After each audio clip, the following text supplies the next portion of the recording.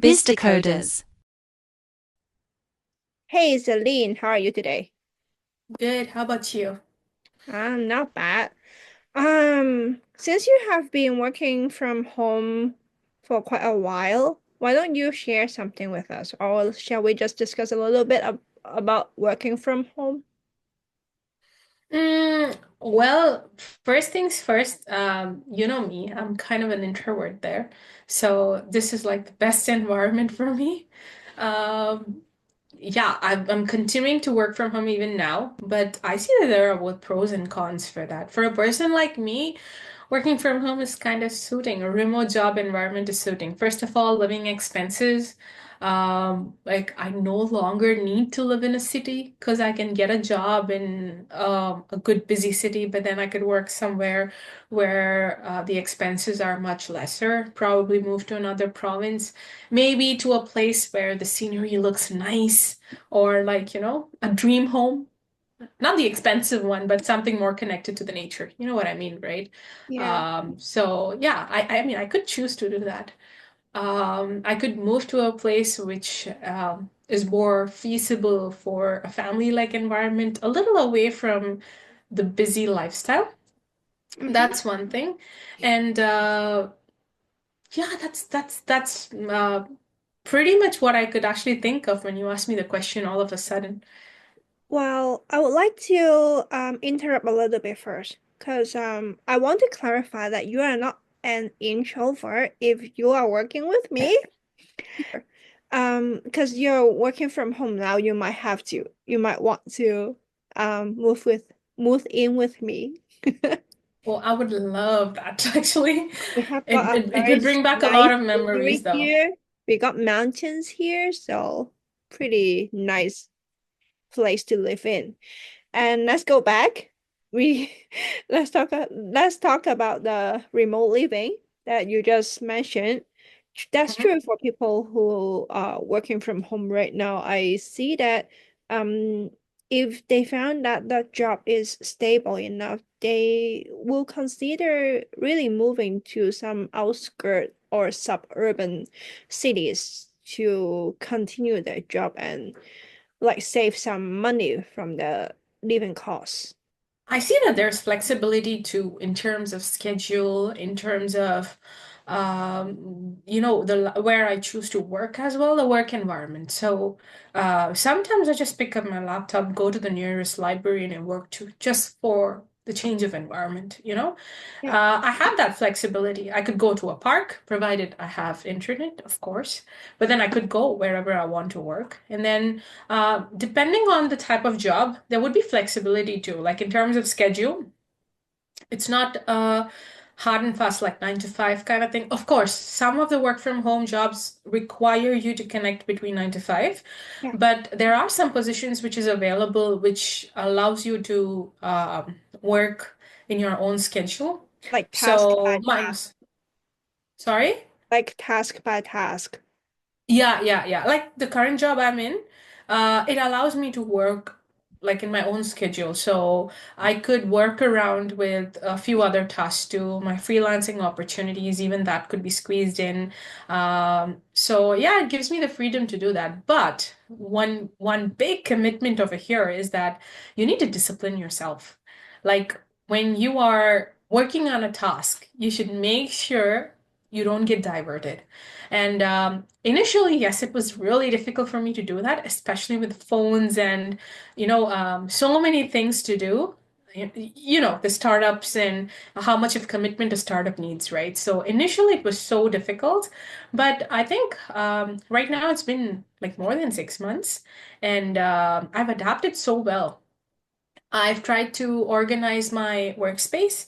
I've tried to organize my schedule around the work timing. I've tried to create a routine so I know that I need to dedicate myself. And my area is entirely phone free, except for office calls, of course. But then otherwise, it's completely phone free.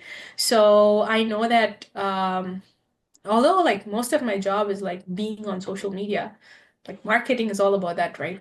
But uh apart from that, yeah, like discipline is something that I feel is most needed. I wonder how the 9 to 5 people work. Like I'm 100% sure they don't dedicate 100% of their time for work. I know that for sure. Like, I but don't think yeah. they will dedicate 100%, but unless they are really working for like hotlines, customer service. Oh yeah, yeah, yeah. That's true. I agree. Yeah. Because they are really That's busy, even when we are using the chat or the phone call, it will suggest you to kind of take around like you are in 2 hours of queue, a yeah, yeah, queue, yeah. or you are the next 100 customer to be served. Yeah, I know. Yeah, So that's I true. think for those, they are actually quite busy. And I do believe that in our country that we are living right now, they don't really Mm-hmm. pay that good, even they have this kind of workload. Although the work is not that hard, it's not even complicated. They just have to talk with the customer. They only have to know about the product knowledge and the company policy for Mm-hmm. those people who are working for the hotlines. But Mm. still, it is quite energy consuming for them, but they don't Right. Yeah. do well. And I do believe that for people who has been working in this industry, they might have a salary raised it from time Mm-hmm. to time, like year by year, but won't be too much. And for those who are new to the industry or new to this job, this kind of jobs, they will have a very low salary to be started. Because Which is true too, because employer do like consider they don't have to travel to work. So they have yeah. already been saving monies. Correct. So I mean, I think that's something that people are okay to sacrifice for maybe a couple dollars lesser. But at the same time, I feel that it depends whether you're a full-timer and a contractor too.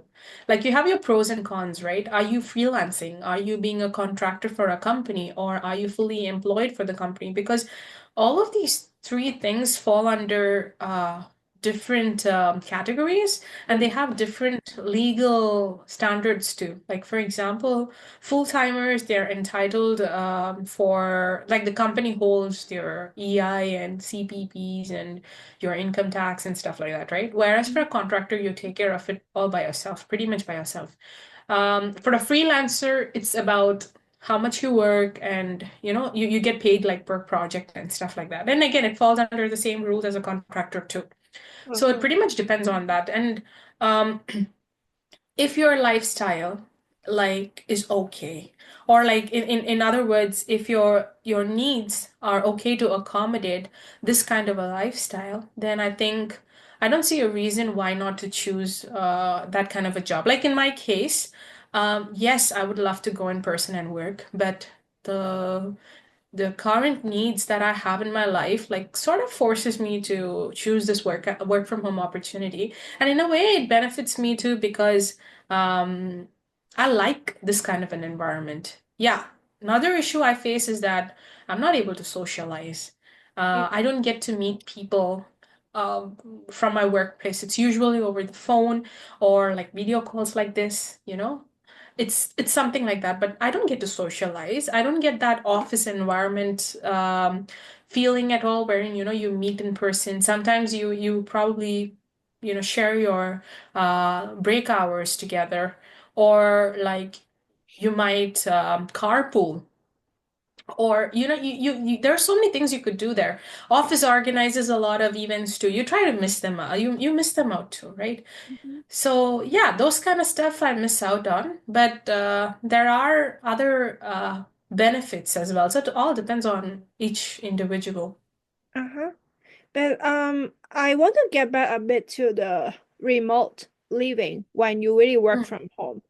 It mm, seems like why do we want to work from home and move our home to a outskirt place location? Because the mhm, rental or the property price is considered lower.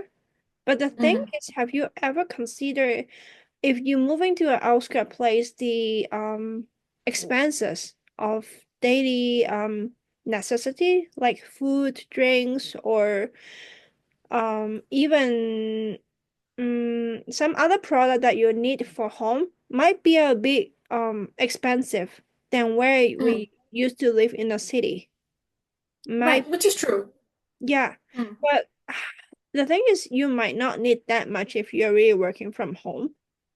Yeah, And yeah. it really depends on how much you have been saving from traveling and then saving at the rental and then Mm. the increase of your daily expenses of these necessity for Mm. home.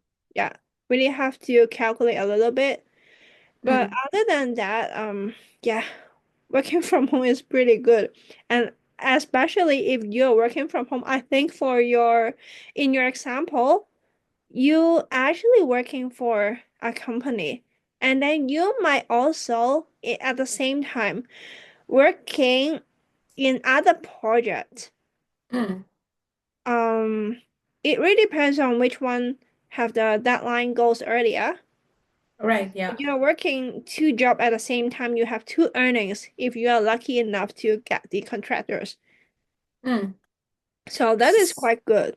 And um some job for work from home, for some of the freelancers, Mm. they pay cash. So Right, that yeah. is some benefit for you to skip the task, Mm. not for you for people who work from home. Mm. And But paying in cash and skipping taxes is not always I know that's pretty common and like for a small amount, it easily could be missed. mm, But on a regular basis, that's 100% not recommended. no, And just the yeah, freelance jobs, just the part-time. yeah, yeah, Yeah, right. but at Just least as you maybe got a like, little more. Like if you have uh, $30 per hour, and then you will have like maybe $5 more to spend each project you are working, rather right, right, yeah, other than the one that you work regularly for right. that one that you have to pay tax. That's Mm, something that's true. attractive. But that is just a small amount actually. And then for freelancers, um, out of the regular job, that's pretty tiring. Of course, like in my current work setting, so I only get paid for the hours I actually work on projects. So I have to clock in and clock out, and also like make sure to take notes of the entire task that I work on, and also like um, mention about the work in progress and also completion of each tasks and so on. So there's only like so set of hours which is dedicated for each tasks. So Yeah. that's in one side. So when I'm not doing that, the on the other hand, yes, I take the contract projects, and that's more like freelancing. But again, those are also like a tally. It's more of like tie-ups with the company. So every month I have some of the other work from the same company, and I know that I would be like earning a little bit every month throughout the year. So that falls under another I mean, another, how do I tell you, T4A or T4 slip. I don't know which one that is. I can't remember. But yeah, it falls under one of those two. So managing all these is what matters the most. Reason being is it's difficult, time consuming, and also sometimes I feel I get overwhelmed. Mm, There are some things that I do for myself on the side too, and it feels like I don't have time for it. And I'm okay sometimes to compromise on that, but I know that if I compromise on that, that's the only thing I work for. mm, That's the only thing that I do for myself. And I don't want to compromise on that, but it so happens that situations make me compromise on those tasks. But here is where the discipline actually plays an important role, because when you're dedicated for a task, it's only fair that you dedicate your entire time to do that one thing and not lose your focus and, try to multitask there. yeah. So that's something I avoid, and I don't encourage that personally too. So when I'm doing something, I always focus on that, finish that, get that task out of the way, and then go on to something else. Not try to multitask two things from two different places. If it's of the same place, it's a different story, but not from two different places. Mhm. So that's discipline. But question for you, what do you think productivity is, like how good it is when you're working from home and also like you going in person. Um, BizDecoders.